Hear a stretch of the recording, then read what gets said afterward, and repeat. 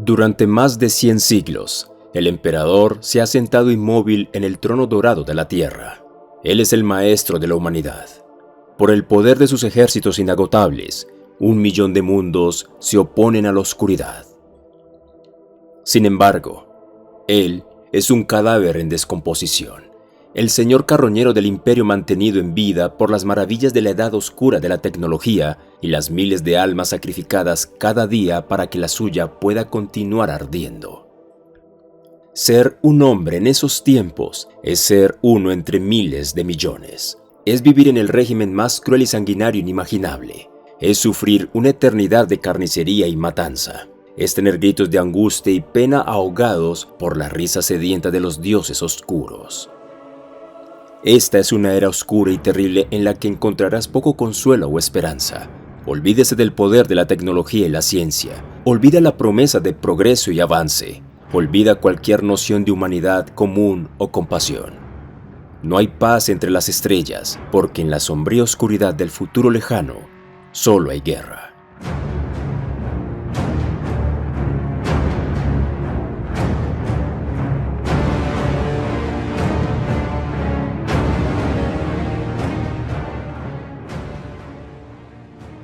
Al final, cuando no había esperanza de escapar, las personas se enfrentaron entre sí, desgarrando a los que amaban, ciegos a todos menos al terror.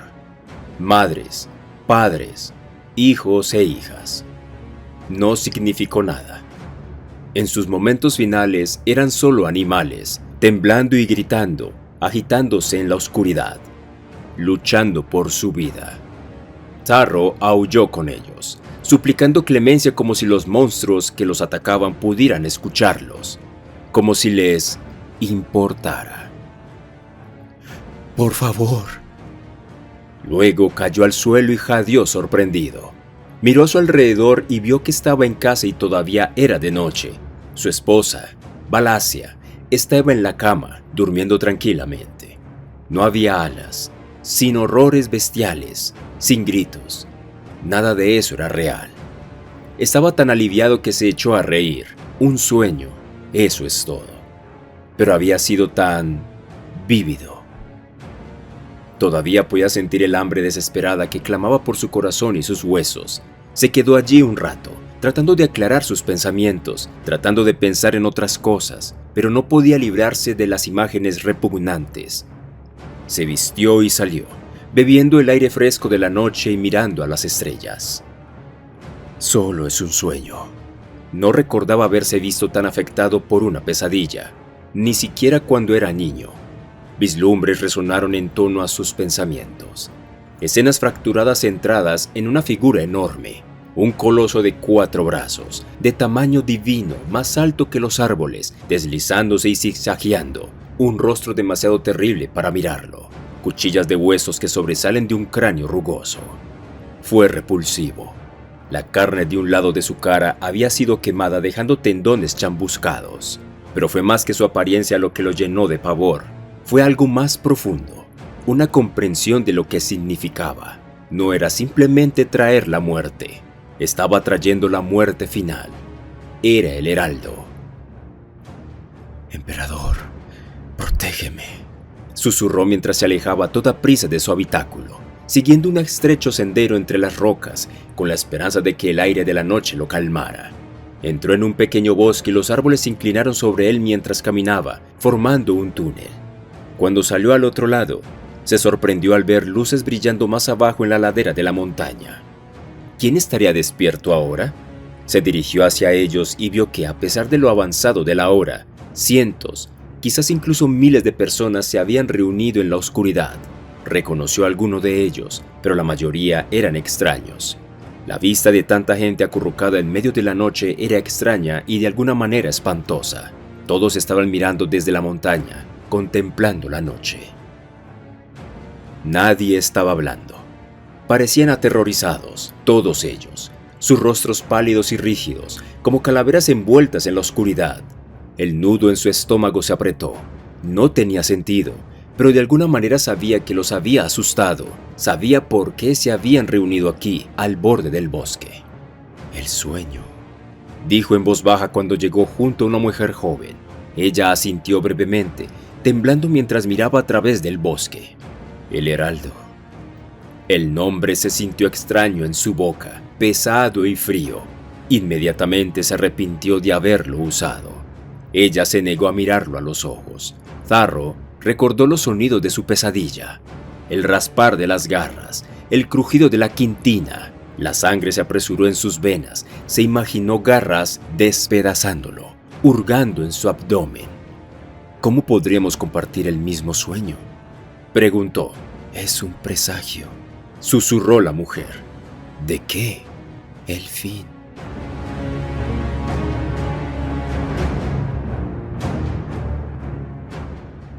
Sardia hizo una mueca mientras trepaba, raspándose la piel de las espinillas. La escalera estaba fijada al exterior de una chimenea y estaba a cientos de pies sobre el nivel de la calle. A pesar de los humos, vio más de Salamis Hive que nunca antes. Nunca había comprendido completamente la escala de la ciudad hasta ahora. Era abrumadoramente vasto. Miles de habitáculos y manufactorías, amontonados uno encima de otro donde quiera que mirara. Una excreción de industria y decadencia. Sombras monstruosas retumbaban a través del smog. Cargueros aerotransportados que partían hacia el puerto Dura, donde su carga sería enviada a otros mundos, incluso a otros sistemas estelares. Había oído sus motores toda su vida, pero en realidad nunca los había visto. La vista la llenó de asombro y por un momento no pudo hacer nada más que mirar. Sardia subió otro peldaño, perdiendo más piel sobre el metal oxidado. Si miraba hacia abajo, perdería los nervios, así que miró hacia arriba, con la vista fija en el borde de la chimenea.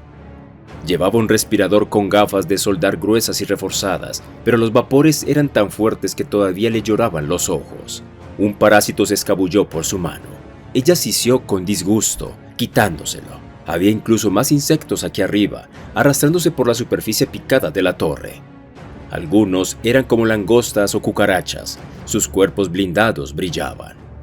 Otros eran como serpientes, enroscándose unos alrededor de otros, pero en realidad no eran ninguna de esas cosas y, fueran lo que fueran, no eran nativos de Regio. Ella nunca había visto nada como ellos antes. Sin embargo, afortunadamente, no había ninguna de las criaturas más grandes. Si se encontrara con uno de esos aquí arriba, no podía imaginar cómo evitaría caer y morir. «¡Maldito seas!», sisió, al sentir otro de los parásitos en su antebrazo.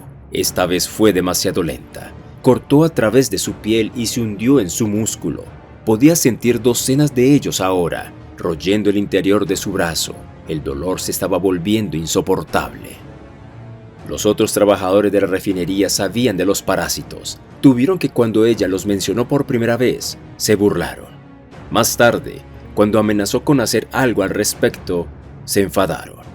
Le tomó mucho tiempo darse cuenta de por qué. Les gustaban las criaturas. Vio que la piel de las personas se ondulaba y se hinchaba mientras trabajaban. Podía ver formas insectoides moviéndose sobre sus músculos, pero no hicieron nada al respecto. A ninguno de ellos le importaba. Les complacía dejar que las criaturas invadieran sus cuerpos. Incluso el capataz no mostró interés cuando Sardia trató de advertirle. Ella sacudió la cabeza y se subió. Nada de eso importaba ahora. Ella no se sentaría y dejaría que Salamis fuera consumida. Ella iba a detenerlos. Cuando se acercó al borde de la chimenea, se dio cuenta de que la escalera no llegaba al borde. Los últimos peldaños habían sido arrancados en algún momento, y si iba a llegar a la parte superior de la chimenea, tendría que pararse en el peldaño más alto y alcanzar el borde de la torre. Tendría que equilibrarse por encima de esa repugnante caída de abajo. El gas de combustión sisió en las grietas de la piedra, cegándola mientras intentaba agacharse en el peldaño superior. Ella no pudo hacerlo. «No tienes otra opción», susurró para sí misma. «No seas cobarde». Había visto a los parásitos saliendo a través de los agujeros en la base de la torre. Esta chimenea era su nido. Estaban criando. Tenía que detener esta infestación antes de que se extendiera por toda la colmena. Con una oración susurrada, se paró en el último peldaño, alcanzando lo más alto que pudo. Ella jadeó de alivio cuando sus dedos se engancharon en el borde. Ahora todo lo que tenía que hacer era levantar el resto de su cuerpo. Una vida de trabajo en la refinería le había vuelto nervuda y fuerte, y cuando trató de arrastrarse más alto, encontró un punto de apoyo y empujó.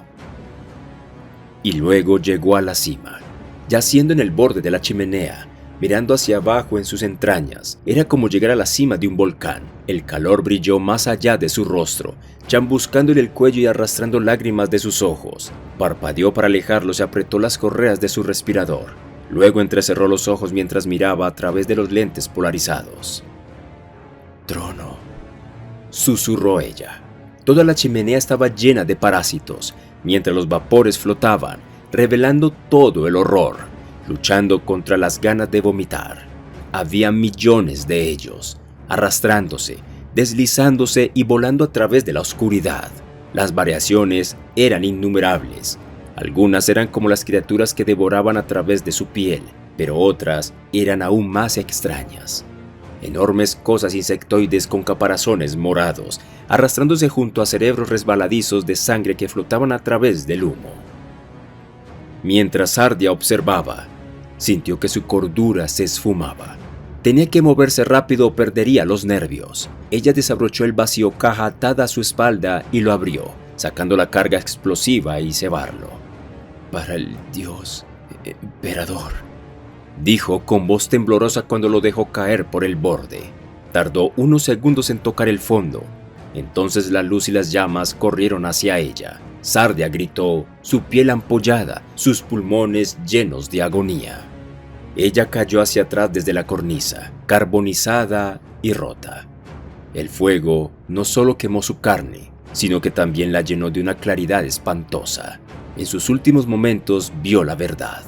Estas criaturas solo estaban en su mente. Los otros habían tenido razón. Donde había visto garras y alas no había nada más que ceniza a la deriva. La habían engañado.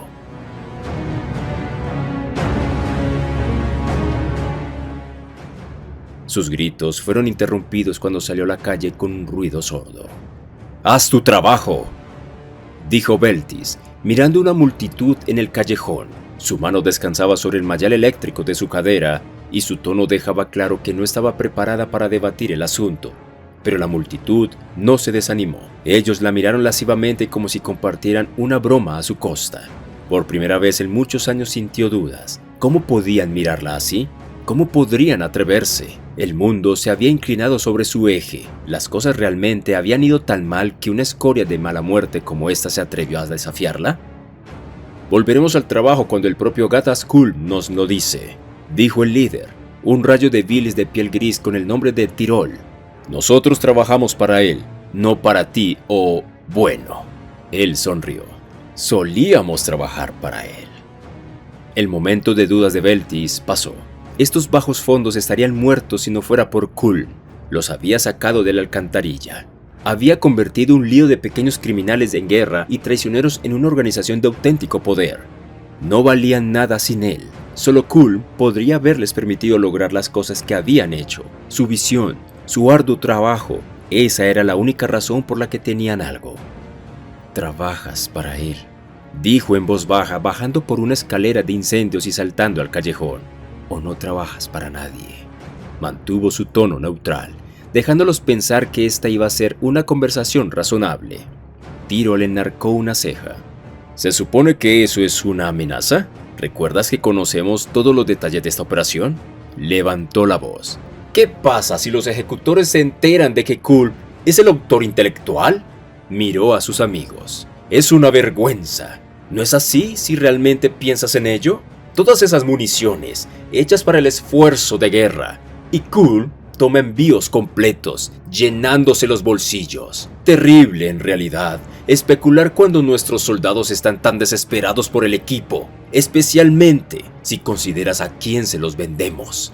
No todas esas personas se preocupan por los mejores intereses del imperio, ¿verdad?». Beltis estaba ahora solo a unos metros de ellos. ¿Crees que los ejecutores no lo saben? ¿De verdad crees que es suerte que nunca hayan llamado a esta puerta? Usa lo que sea que pase para tu cerebro. Los ejecutores trabajan para él, como todo el mundo en Puerto Dura. Tyrol estaba ganando confianza por momentos. Estaba fanfarroneando ahora, obteniendo sonrisas de satisfacción de sus amigos. «Estás viviendo en el pasado, niña. Eso podría haber sido cierto cuando Kuln estaba en su mejor momento. Pero ahora, nadie lo ha visto en meses». Se acercó a ella y susurró teatralmente. «Se rumorea que está muerto. Y solo estás tratando de fingir que todavía está vivo porque sabes que estás jodido sin él». Beltis miró al grupo. «¿Me acabas de llamar niña?».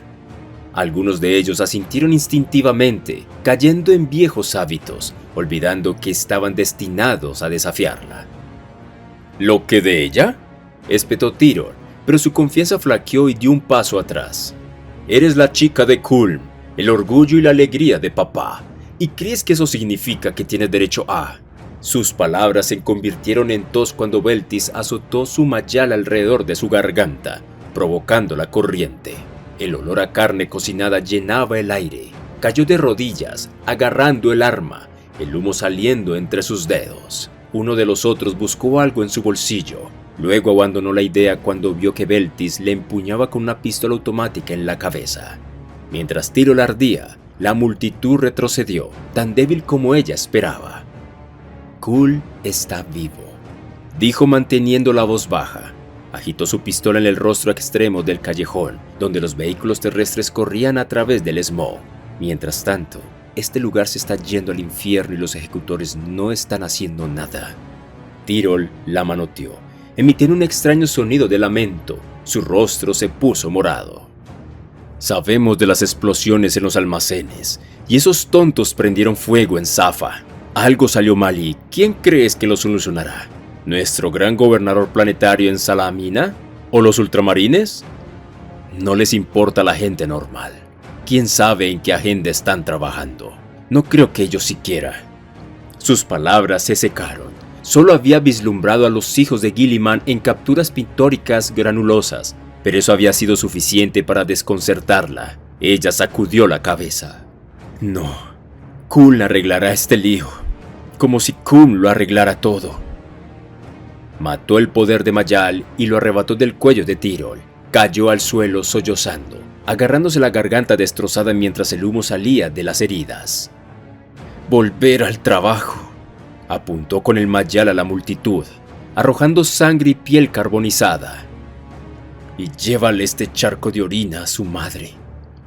Saltaron para obedecer. Su rebelión se desboronó tan rápido como había surgido, pero mientras arrastraban a Tyrol, murmurando disculpas, ella se preguntó cuánto tiempo pasaría antes de que lo intentaran de nuevo.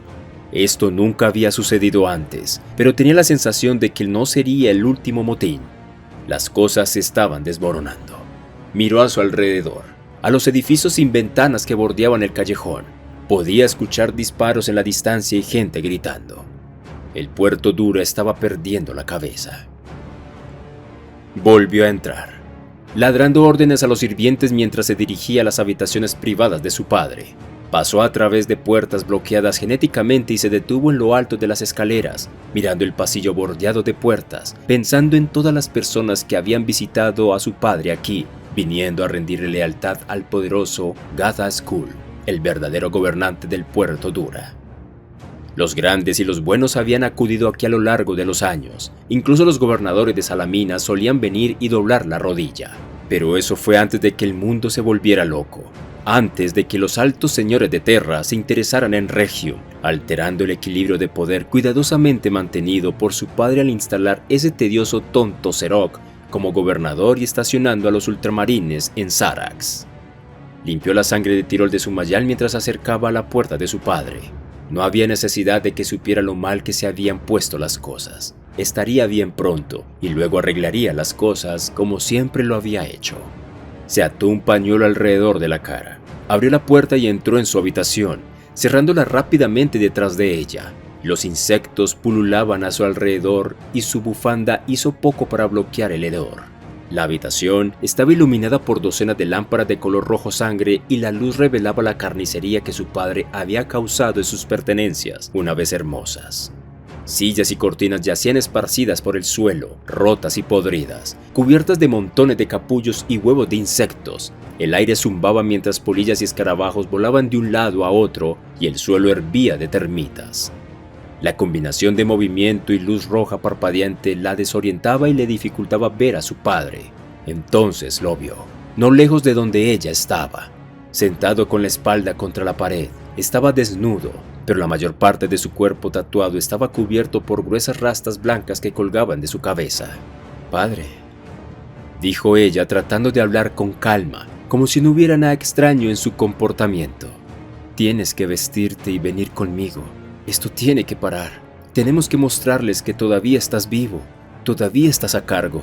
Continuó comiendo mientras la miraba, derramando insectos por su pecho. «Creen que pueden comerme». Masticó y tragó, pero están equivocados. Se metió más insectos en la boca. «Yo los comeré a ellos». Ella lo miró fijamente, luchando contra el impulso de aullar en su rostro. Nada de lo que dijera iba a tener ningún efecto. Quizás podría intentar medicarlo. Se veía físicamente tan poderoso como siempre. Solo su mente había fallado. Podía describirle el problema al cirujano y jurarle que guardaría el secreto, o fingir que el medicamento era para otra persona.